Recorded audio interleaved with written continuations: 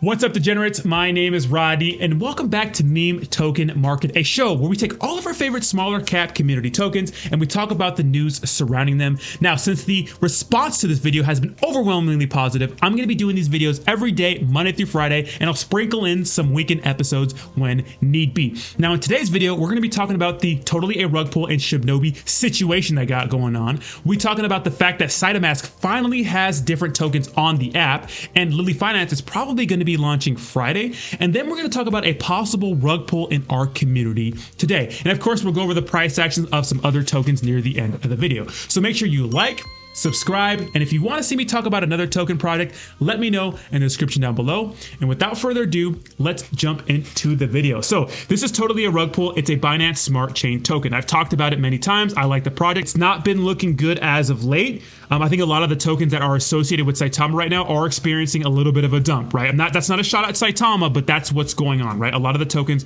are experiencing a little bit of a dump, right? But this could definitely recover because I think the project is a good concept. Now, yesterday, they publicly called out SHIBNOBI, right? Shinji. They called him out on Twitter regarding some suspicious behavior involving wallets. And I made a full comprehensive video to that. And I'll put that in the cards above and the description down below if you want to watch that entire video on the wallet situation, right? So it says, today we saw a sale of $2 million in SHIBNOBI. It was brought to our attention that the deployer wallet was involved with this wallet. This wallet received the majority of the tokens sold from this deployer. SHIBNOBI, please clarify this and why the other wallets were sent this amount. So if you saw the video I made, understand that the people that provided the initial liquidity for SHIBNOBI, right? The pretty much angel investors that helped the project with the initial liquidity, they are getting rewarded airdrop tokens every step of the way. The issue is that these people keep making new wallets. So these airdrops are going into different wallets, and it looks like SHIBNOBI is actually airdropping new wallets that were just created. So it does look suspicious on paper, but if you follow the SHIBNOBI community, you understand that they've explained this multiple times. Is that the right way to do airdrops? I don't think so. I think they should stick with the original wallet so there's no confusion on who's getting the money, right? Because that's the issue right now. It looks a little suspicious, right? But we know why it's happening. So totally a rug pull publicly called them out yesterday on Twitter. Now, a lot of people are defending him, saying, hey, they're just looking out for the community. But keep in mind, SHIBNOBI has been around longer than totally a rug pull. They have their blockchain, right? The Kusari blockchain, a CertiK audit right now. They have their own CertiK audit, and they're getting listed on multiple exchanges, saying, hey, what's up with these wallets? Now, yesterday, Matt Morier came out and said, hey, we've been talking with SHIBNOBI and those sorts of things. Well, why don't you do that before making a public statement? Because this is pretty much insinuating that they're a shady, suspicious project, right? That's what it's saying. You don't have to say it directly. If your token is all about spotting scam tokens, you publicly calling them out is implying that they're a scam token, regardless of what you say on a video, regardless of who you talk to, right? Now, a lot of people are saying, well, Rodney, you do the same thing. You guys, yes, I publicly call people out. I'm not a project, a community token project that specializes in calling out scam tokens, right? People are like, oh, well, you do the same thing. This is not me. I am not this project, okay? So this project, right, calling out anyone publicly about suspicious activity going on within their project, right?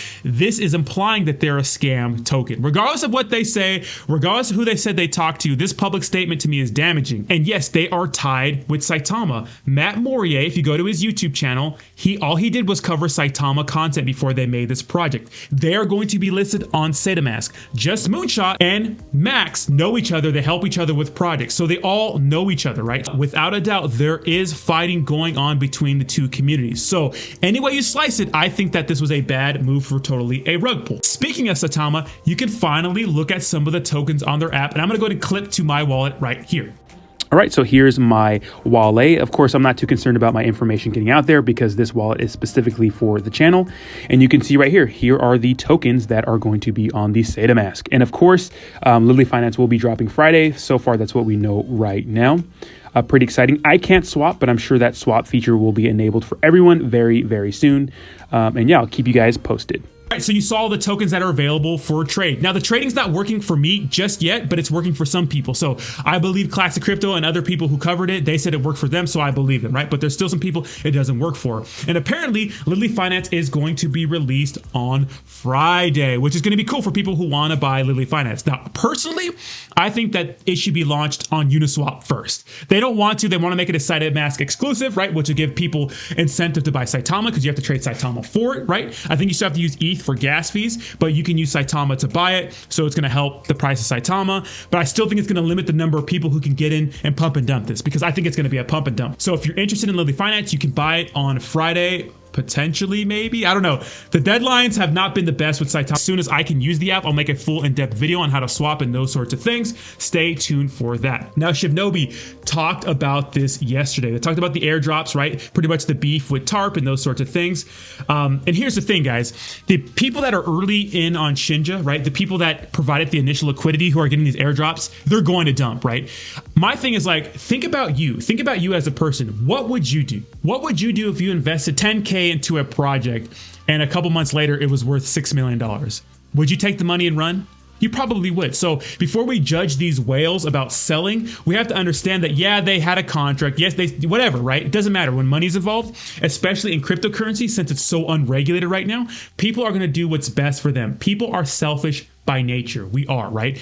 And I understand that because we have our own problems in our own world. Think about it. Like, what would you do in that situation? Personally, if I had a crazy return on my investment like that, I would sell, because that's life-changing money. You don't know what tomorrow brings, right? You just don't know. And at the end of the day, why do you invest in the first place? To make money.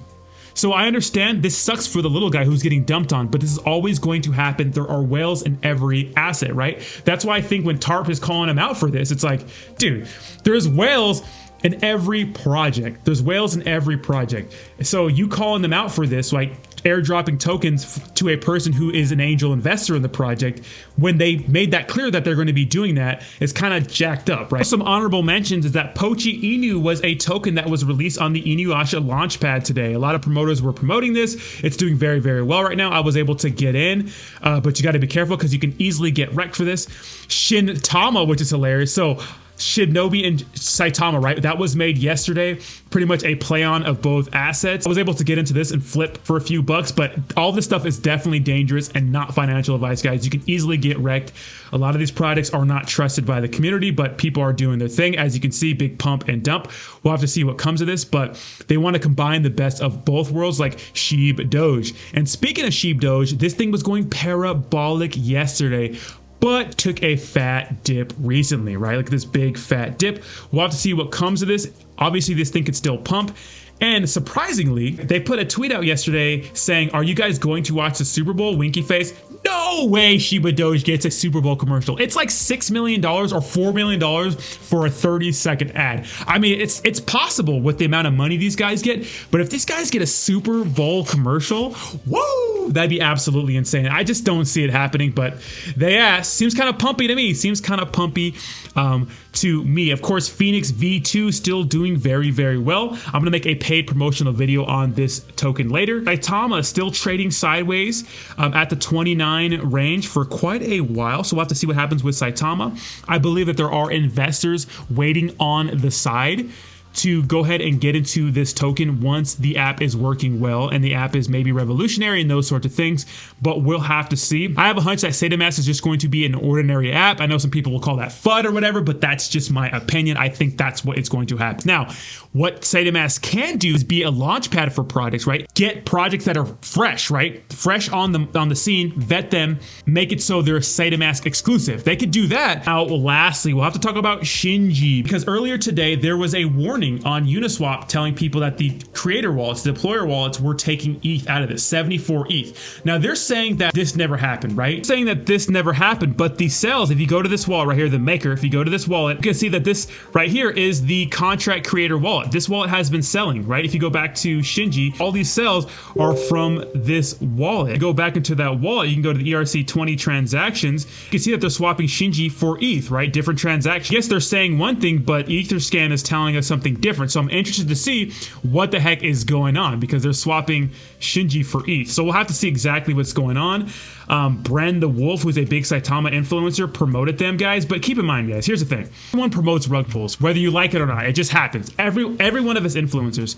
The fact is, a lot of these products, 90% of them are not going to be here next year. And I posted that earlier today. I don't want anybody to give this guy too much flack, because everyone promotes rug pulls. We don't know if these products are going to be around today, right? We just don't know that. There's no proof of that. These products can say anything.